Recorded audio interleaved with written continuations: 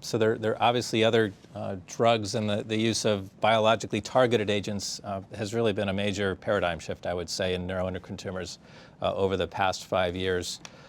So maybe we can talk a little bit about that. Everolimus was one of those drugs, Diane.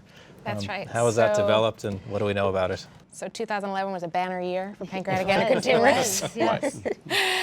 We had 2 targeted therapies in New England Journal of Medicine side to side. One was, like you said, the mTOR inhibitor everolimus, and the other was the VEGF tyrosine kinase inhibitor sunitinib.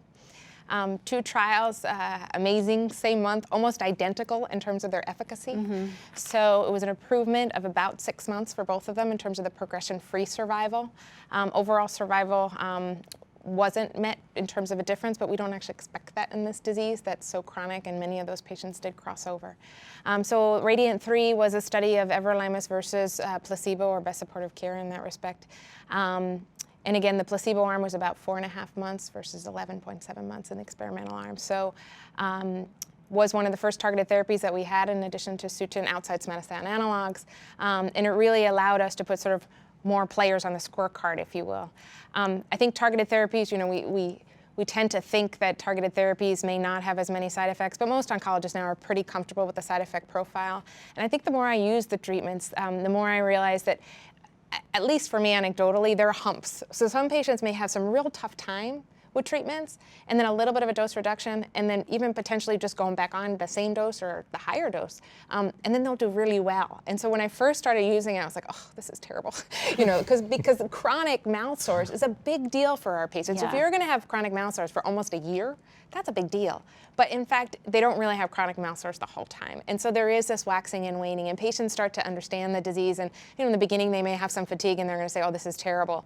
But if you can push through and just lower the dose a little bit, or try to even sometimes hold the dose for a couple of days, patients will do well. And I think that when you start to see the responses, and that the disease does in fact kind of get controlled, it's obviously extremely rewarding. And again, the idea is that we're trying with this marathon to use all the drugs to the best of our ability. So not necessarily jump to Cape 10 because it works so well and it may be better tolerated in the short term, but really trying to sort of use these therapies. And certainly everolimus is one that I'm using more often now.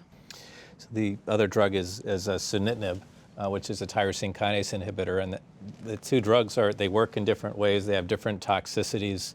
Do you have a way of selecting patients, Pam, for doing one or the other? That's a good question. I think the data came out at the same time and really showed similar efficacy. For no particular reason, I tend to start everolimus first. Well, I think maybe because it's maybe a little bit better tolerated. I think the sunitinib side effects, patients can have pretty significant fatigue. There can be some VEGF-related side effects like hypertension and some minor risk of bleeding. I think it's a little bit better tolerated, so I often start that first. But I think it's important, again, back to this tailoring it to the patient, looking at patient comorbidities. So if I have a patient with really significant hypertension, I might not choose sunitinib first. I might favor everolimus. If someone has,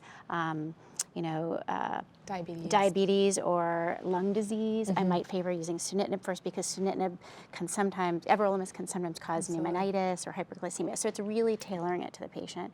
But I do tell most patients, as I give them this sort of menu of choices and talk with them, you will likely get all of these in your lifetime, and we don't yet know how to sequence them.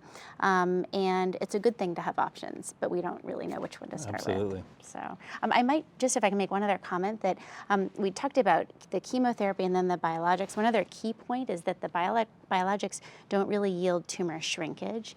So I think the responses were almost about the same, about 5 to 10%. So that's another, again, we don't have prospective data on the chemo, but if you're aiming or hoping for tumor shrinkage, you're not going to get it with the biologics. It brings up another point, which is how we follow these patients and what we expect to see. Yeah. We typically, in other types of malignancies, will get CT scans or MRI scans on clinical trials sometimes every 2 months. And I have to say, sometimes that seems awfully frequent for patients that have a disease course of several years. Yeah. I'm curious how frequently you scan your patients. I guess initially, maybe it's to treat me, but I will often get scans a little bit earlier, so usually every 3 months for the first couple of cycles, or first couple of first year.